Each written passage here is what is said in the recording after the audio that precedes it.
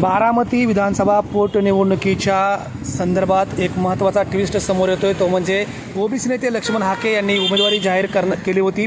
मात्र आता कृषी मंत्री दत्तात्रय भरणे, माजी मंत्री धनंजय मुंडे, त्याचप्रमाणे राष्ट्रवादीचे नेते किरण गुजर यांच्यासह काही पदाधिकारी थेट लक्ष्मण हाके यांना भेटण्यासाठी बारामतीत पोहोचले आणि त्यांनी संपतराव टकले यांच्या घरी असलेल्या लक्ष्मण हाके यांची भेट घेत त्यांची मनधरणी करण्याचा प्रयत्न केलेला आहे.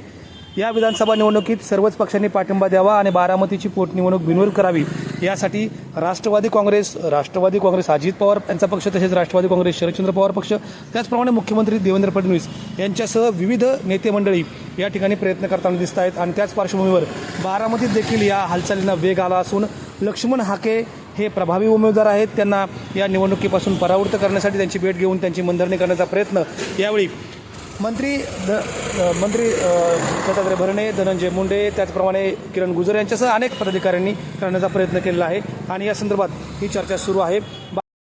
लक्ष्मण हाके यांनी माघार घेतल्यास बारामतीत सुनेत्रा पवार यांच्या विजयाचा, एकतर्फी विजयाचा मार्ग मोकळा होऊ शकतो.